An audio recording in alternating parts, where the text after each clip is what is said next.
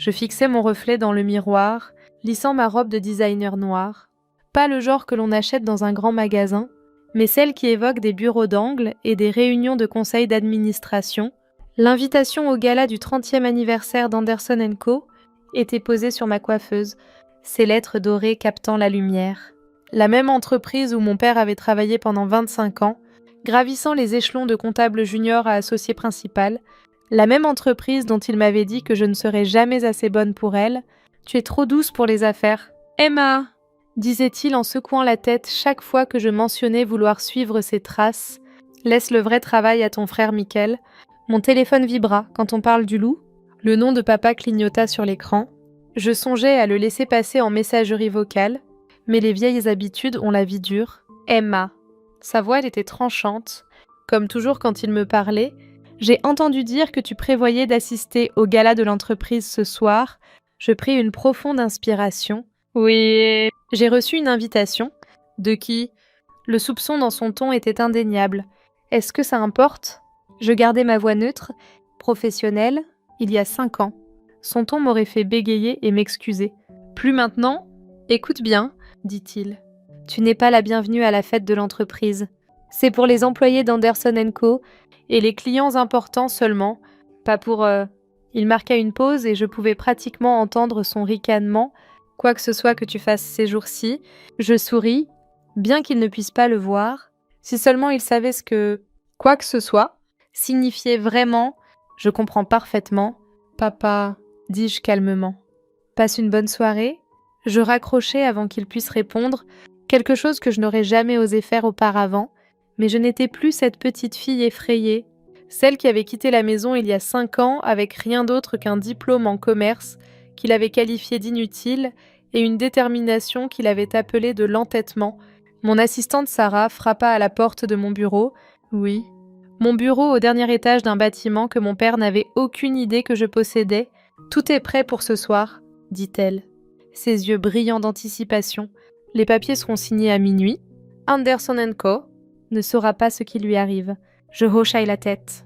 Reprenant l'invitation, 5 ans de planification minutieuse, de construction de ma propre entreprise à partir de zéro, d'acquisition stratégique tout en gardant mon nom hors des gros titres, 5 ans à regarder mon père promouvoir mon frère malgré ses erreurs, à entendre parler de dîners familiaux auxquels je n'étais pas invitée, à être la fille qu'il prétendait ne pas exister. Et ce soir, au grand gala d'anniversaire d'Anderson & Co, tout allait changer, parce que pendant que mon père était occupé à me dire que je n'étais pas la bienvenue, il n'avait aucune idée qu'à partir de minuit, je ne serais pas seulement en train d'assister à la fête de son entreprise, je la posséderais. La prise de contrôle avait été préparée pendant des mois, achats discrètes d'actions. Réunions privées avec des membres du conseil d'administration, négociations soigneusement orchestrées avec leurs plus gros clients, Maxwell Industries. Mon père, si confiant dans sa position, n'avait même pas remarqué que le sol se dérobait sous ses pieds. « Votre voiture est prête ?» dit Sarah, interrompant mes pensées. Et M. Maxwell a confirmé qu'il fera l'annonce à minuit. Je me levai, lissant ma robe une dernière fois. Parfait. Offrons-leur une fête qu'ils n'oublieront jamais. Alors que mon chauffeur s'arrêtait devant le bâtiment d'Anderson & Co, je pouvais voir la célébration en pleine effervescence à travers les fenêtres du sol au plafond. Des lustres en cristal scintillaient au-dessus, le champagne coulait à flots, et l'élite des affaires de la ville se mêlait dans leurs plus beaux atours. Je pris une dernière profonde inspiration, attrapa ma pochette et sortis de la voiture. Il était temps de faire irruption à la fête de mon père et dans son monde. En entrant au bureau ce matin-là, 6 heures avant le gala, je ne pus m'empêcher de me rappeler la première fois où j'avais mis les pieds chez Anderson & Co. J'avais 12 ans, c'était la journée. Emmenez votre enfant au travail, et j'avais été si excitée de voir où mon père passait ses journées. J'avais porté ma plus belle robe, une chose en coton bleu avec un col Claudine que je pensais me faire paraître professionnelle. Comme j'avais été naïve, Emma, assieds-toi tranquillement et ne dérange personne, avait instruit papa, me parquant dans un coin de son bureau avec des livres de coloriage. Pendant ce temps, Michael, seulement 2 ans plus âgé que moi, avait pu assister à des réunions, être présenté à des clients et traité comme un futur cadre en formation. Ce jour-là avait donné le ton pour les 15 années suivantes. Chaque réussite de ma part était balayée d'un revers de main. chaque ambition découragée. Quand j'avais obtenu mon diplôme en tête de promotion à l'école de commerce, papa avait à peine levé les yeux de son journal. Les connaissances livresques ne font pas tout. Emma, Michael a de vrais instincts en affaires. Le même Michael qui avait perdu 3 clients majeurs pour l'entreprise lors de sa première année en tant qu'associé junior. Je marchais maintenant dans mon propre bureau, passant mes doigts le long du bureau élégant en acajou. La vue sur le centre-ville de Manhattan s'étendait devant moi, le bâtiment d'Anderson & Co, visible depuis ma fenêtre. Il y a 5 ans, j'avais stood sur la rue en regardant ce bâtiment, les larmes coulant sur mon visage après un autre dîner familial où on m'avait dit que je n'étais pas faite pour le monde des affaires. « Tu es trop émotive », avait dit maman, pas méchamment mais avec ce ton condescendant qu'elle avait perfectionné au fil des ans. Peut-être devrais-tu envisager l'enseignement ou le travail social, quelque chose de plus adapté. Cette nuit-là, j'avais pris une décision. Si ma famille ne me donnait pas une chance, j'en créerais une moi-même. J'avais retiré toutes mes économies, 50 000 $ que j'avais mis de côté grâce à des jobs d'été et des investissements prudents, et lancé ma propre société de conseil. Pendant la première année, j'avais travaillé dans un minuscule bureau au-dessus d'un restaurant chinois, prenant n'importe quel client que je pouvais obtenir, mais j'avais quelque chose que ma famille n'avait jamais soupçonné, une vision. Tandis qu'Anderson & Co s'en tenait à des méthodes de conseil traditionnelles, je voyais l'avenir dans les pratiques commerciales durables et la transformation numérique. J'embauchais de jeunes talents ambitieux que les autres ignoraient. Nous prenions des risques, innovions et, surtout, nous obtenions des résultats. Sarah entra dans mon bureau, tenant une tablette avec nos derniers rapports d'acquisition. Elle était avec moi depuis le début, la première personne à croire en ma vision. « Les chiffres sont définitifs », dit-elle, ses yeux pétillants d'excitation. Nous contrôlons maintenant 48% des actions d'Anderson & Co. L'accord avec Maxwell Industries ce soir nous donnera l'intérêt majoritaire. Je hochai la tête. Affichant les documents sur mon ordinateur, les 5 dernières années défilèrent dans mon esprit, les nuits tardives. Les risques, la planification minutieuse. J'avais construit ma société, Wilson Consulting Group, en une puissance tout en gardant mon nom hors de la presse. Mon père, si convaincu de son importance, n'avait jamais pris la peine de vérifier qui achetait discrètement les actions de son entreprise. Maxwell a appelé à nouveau, continua Sarah. Il attend avec impatience ce soir. Il a dit qu'il avait hâte de voir leur visage quand ils réaliseront qui est derrière tout ça. James Maxwell, PDG de Maxwell Industries, avait été le plus gros client d'Anderson & Co. Pendant 20 ans, il avait aussi été de plus en plus frustré par leurs méthodes dépassées et leur résistance au changement. Quand je lui avais présenté ma vision pour l'avenir du conseil il y a 6 mois, il avait été immédiatement intéressé. « Ton père n'a jamais mentionné à quel point tu es brillante », avait-il dit lors de notre première réunion. « Mon père ne le sait pas », avais-je répondu simplement. Maxwell avait ri d'un rire profond et sincère. « Oh, ça va être intéressant. » En regardant l'horloge maintenant, 14 heures. Je ressentais un mélange d'anticipation et de nervosité. Dans 10 heures, tout allait changer. J'ouvris le tiroir de mon bureau et en sortis une photographie. Le seul objet personnel dans mon bureau, elle montrait moi à 12 ans assise dans le bureau de mon père, souriant à la caméra avec de l'espoir et de l'admiration dans les yeux. Cette fille croyait que son père avait décroché la lune.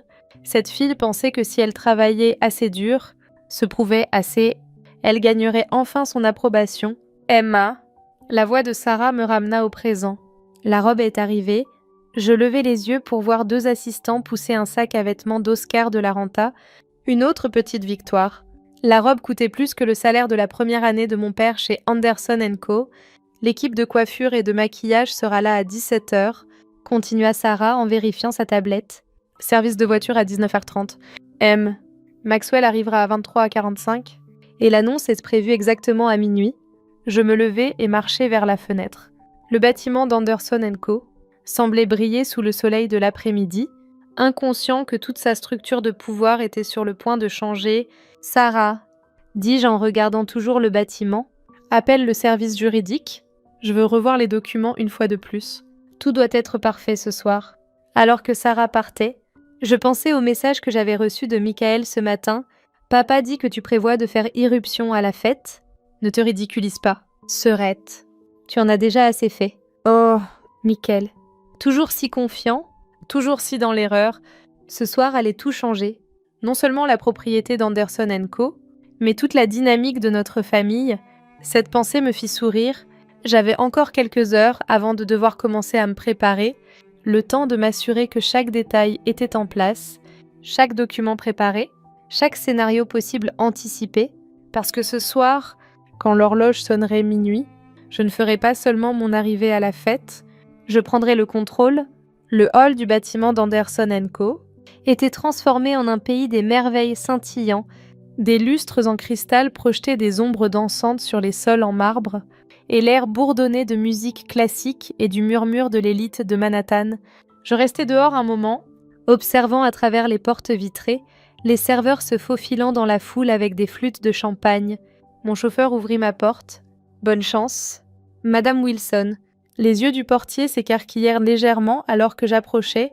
La robe Oscar de la renta valait chaque centime, soie noire qui semblait absorber la lumière, avec des perles de cristal subtiles qui attiraient l'œil seulement quand je bougeais, le summum de la tenue de pouvoir. Invitation. Madame. Je lui tendis la carte embossée d'or, observant son visage attentivement. Pas de reconnaissance. Bien. Malgré le succès de mon entreprise, j'avais gardé ma photo hors de la presse, utilisant une vieille astuce apprise en étudiant les femmes PDG.